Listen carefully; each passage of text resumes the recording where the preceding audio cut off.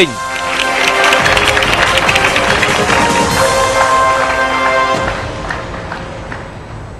បាទលោកអ្នកកំពុងទស្សនាកម្មវិធីអ្នកនឹងខ្លាយជាសេដ្ឋីដែលនៅក្នុងវគ្គនេះបាទអូនស្រីមនិតបានធ្វើការឆ្លើយនៅសំណួរទី9មានតម្លៃ1,600,000 រៀលថាទ្វីបអឺរ៉ុបស្ថិតនៅអត្តកូលខាងជើងគឺចម្លើយ A ទ្វីបអឺរ៉ុបគឺជាទ្វីបដែលស្ថិតនៅអត្តកូលខាងជើងមែនទេអបអរសាទរបាទ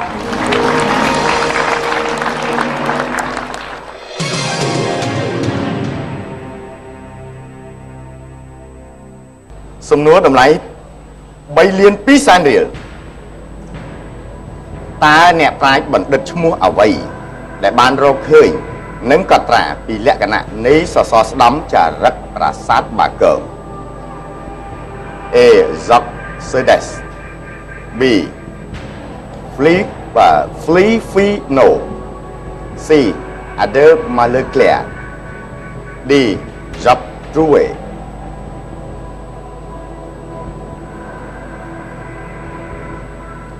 អូននៅមានចំនួន50 និងទូរស័ព្ទ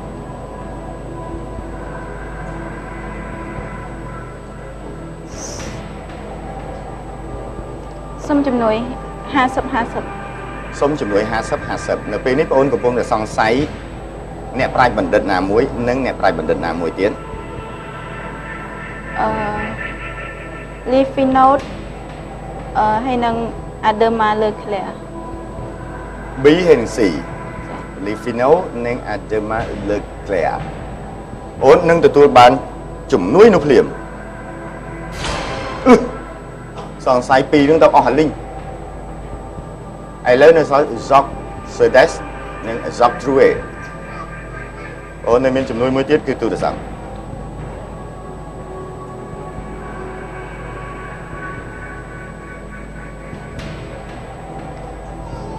សុំយកចម្លើយ D Jacques Drouet អូនមិនប្រើជំនួយទូរស័ព្ទទេអូនមានហេតុផលទេថាលោក Jacques Drouet គឺជាអ្នកប្រាជ្ញបណ្ឌិតបានរកឃើញនិងកត់ត្រាអំពីលក្ខណៈនៃសសរស្តម្ភចារឹកប្រាសាទបាគងខ្ញុំអត់ស្គាល់គាត់ទេប៉ុន្តែខ្ញុំមានអារម្មណ៍ថាខ្ញុំស្តៀងឈ្មោះលោកសកសុដេសហ្នឹងគាត់ជាអ្នកប្រាជ្ញអីផ្សេងតែមិនមែនជាអ្នករកឃើញកត់ត្រាលក្ខណៈប្រាសាទហ្នឹងអូនមានជំនួយមួយទៀតណាបងណាអូនមានជំនួយទូរស័ព្ទមួយ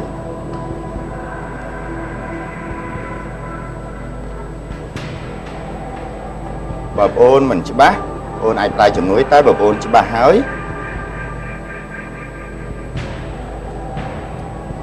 ព្រោះអ្វីដែលបងអូនសង្ស័យនោះ B ហើយ C ទៅបាត់អស់ទៅហើយ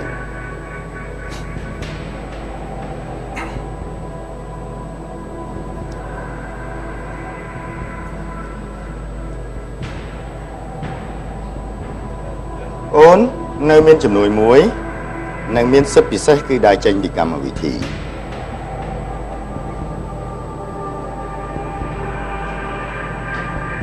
អូនច្បាស់ទេឬក៏បងអូនស្មានស្មានឥឡូវយ៉ាងម៉េចដែរសុំជំនួយទូរស័ព្ទ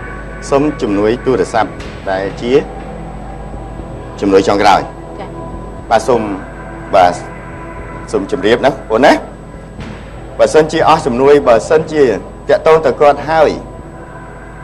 គាត់ផ្ដល់ចម្លើយមកមិនច្បាស់បងអូននៅមានសិទ្ធិពិសេសគឺដើរចេញពីកៅអីសេដ្ឋីឬក៏បន្ថយឆ្លើយបាទបងអូននឹងទទួលបានជំនួយនោះភ្លាមបាទសូមមេត្តាភ្ជាប់ទូរស័ព្ទឲ្យខ្ញុំបានបន្តិចមកបាទ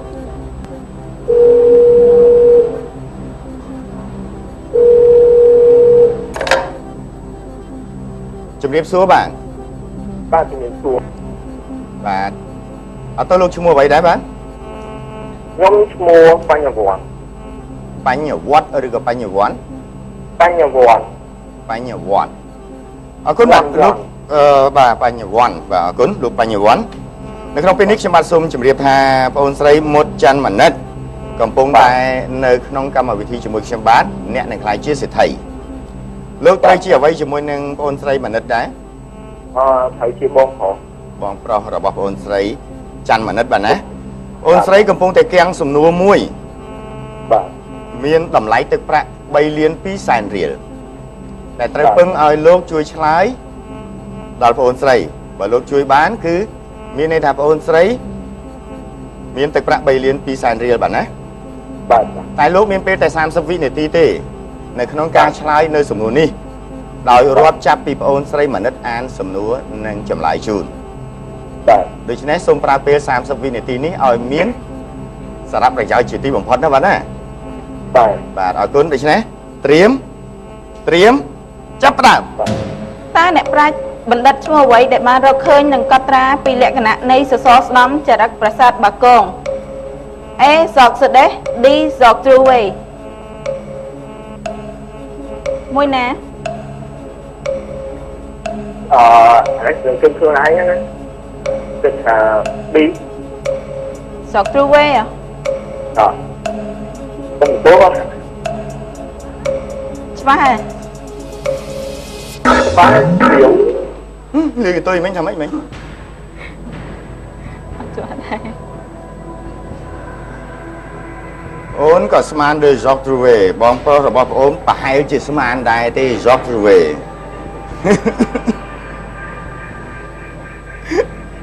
តែបងប្អូននៅមានសិទ្ធិពិសេសមួយទៀតគឺដៃចេញនៅក្នុងអត្រាទឹកប្រាក់1លាន6សែនរៀល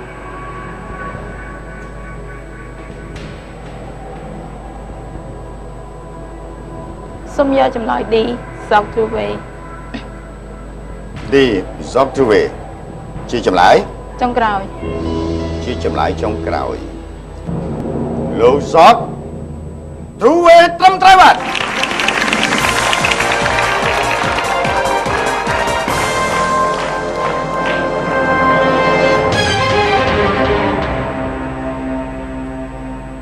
ឡូវមាន3លាន2សែននៅក្នុងហប៉ៅហើយ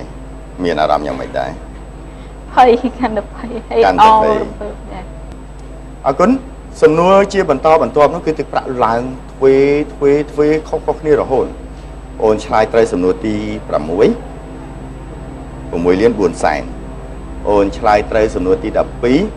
12លាន5សែនឆ្លើយត្រូវសំណួរទី13 25លានឆ្លើយត្រូវសំណួរទី14 50លានឆ្លើយត្រូវសំណួរទី15 100លានរៀលណាបងណា ចា៎ បាទដូច្នេះគិតឲ្យបានច្បាស់មុននឹងធ្វើការសម្រេចចិត្តកុំភ្លេចថានៅមានសិទ្ធិពិសេសមួយ សំណួរតម្លៃ6លាន4សែនតើអង្គញាសុតនបាទសូមអនុញ្ញាតអានជូនជាថ្មីតើអង្គញាសុតនព្រៃជាអិនបានទទួលអនិច្ចកម្មនៅឆ្នាំណា A ឆ្នាំ1924 B ឆ្នាំ1925 C ឆ្នាំ1926 D ឆ្នាំ1927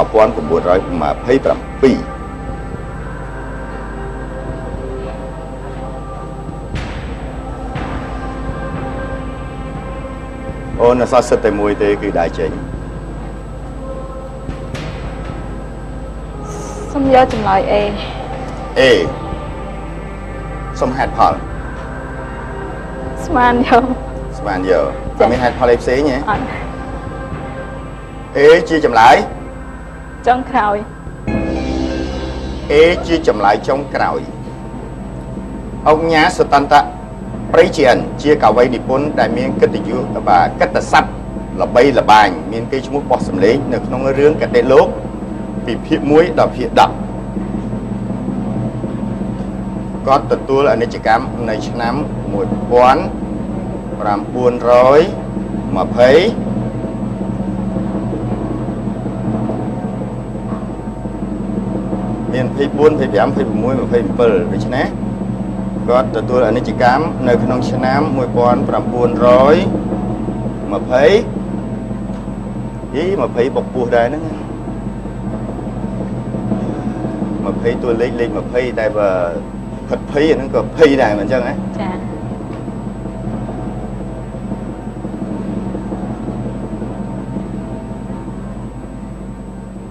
ឆ្នាំ1924ត្រឹមត្រូវបង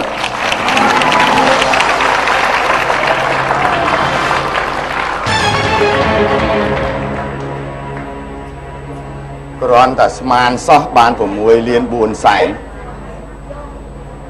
អារម្មណ៍ពេលនេះយ៉ាងម៉េចដែរ សុបាយចិត្តដែលឆ្លើយត្រូវ បើមើលទៅបងអូនដូចជារំភើបអីប្រហែលភ័យខ្លាំងពេកហ៎ ហើយបូករួមនឹងភាគច្រើនទឹកមុខខ្ញុំអញ្ចឹងដែរ មកនេះមានអុយធូបអីមកហ៎ហើយស្មានឲ្យត្រូវស្មានឲ្យត្រូវអញ្ចឹង អត់ដែរ អុយដែរនេះមីងដឹងទេចម្លើយនៃសំណួរអាមាញ់មិញ ចា ចម្លើយនៃសំណួរអាមាញ់មិញដឹងទេបាទ ខ្ញុំអត់ដឹងទេប៉ុន្តែខ្ញុំជឿជាក់លើក្មួយខ្ញុំព្រោះអីពេលដែលទស្សនាកម្មវិធីគឺវាឆ្លើយត្រូវទាំងអស់ ឆ្លើយព្រាវត្រូវដែរ អត់ទេភាគច្រើនវាចេះ បើអញ្ចឹងហ៎ ចា បើមិញព្រាវមកពីខ្ញុំឡើងបុកពោះ អរគុណច្រើនបាទសំណួរជាបន្តមានតម្លៃ12លាន5សែនរៀលបាទណាក៏ប៉ុន្តែមុននឹងខ្ញុំបាទអានសំណួរជូននៅពេលនេះសូមអនុញ្ញាតសម្រាប់បន្តិចសិនបាទ